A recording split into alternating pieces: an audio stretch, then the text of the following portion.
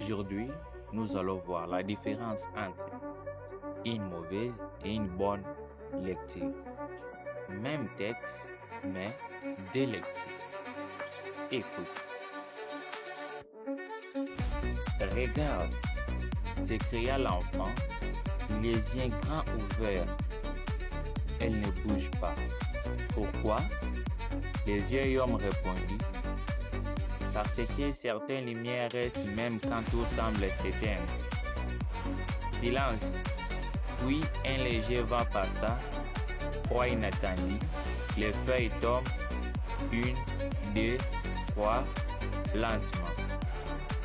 Écoute bien, ajouta-t-il, la nature parle. Il faut seulement apprendre à l'entendre. L'enfant hésita, réfléchit, puis demanda, et nous, que devons-nous faire?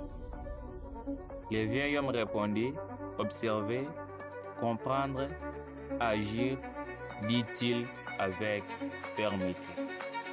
La lecture était bonne, mais pas à 100%. Alors écoute la deuxième lecture. Regarde, s'écria l'enfant, les yeux grands ouverts.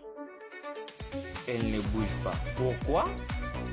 Le vieil homme répondit, parce que certaines lumières restent même quand tout semble s'éteindre. Silence. Oui, un léger vent passa. Froid. Inattendu. Les feuilles tombent. 1, 2, 3, lentement. Écoute bien, ajouta-t-il. La nature parle, il faut seulement apprendre à l'entendre.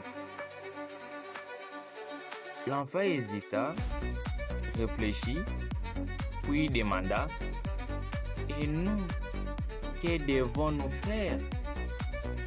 Le vieil homme répondit, observer, comprendre, agir, dit-il avec fermeté. Alors, pourquoi la deuxième lecture est bonne? Parce qu'il y a un bon ton de la lecture et il y a la modulation. Avoir un bon ton de la lecture, cela signifie de parler d'une façon naturelle et sincère et qui montre que les textes ou les passages que tu as choisis t'inspirent et ce que tu ressens pour ton auditoire. Et la modulation aussi t'aide à communiquer tes idées avec clarté et éveil des sentiments en variant les volumes de ta voix. Par exemple, diminue le volume de ta voix pour traduire de l'inquiétude ou de la peur.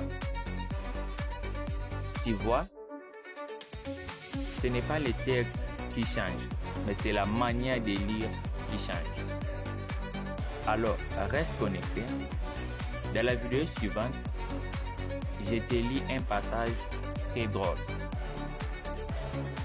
Il est temps de passer au niveau supérieur, de devenir le maître et non plus le spectateur.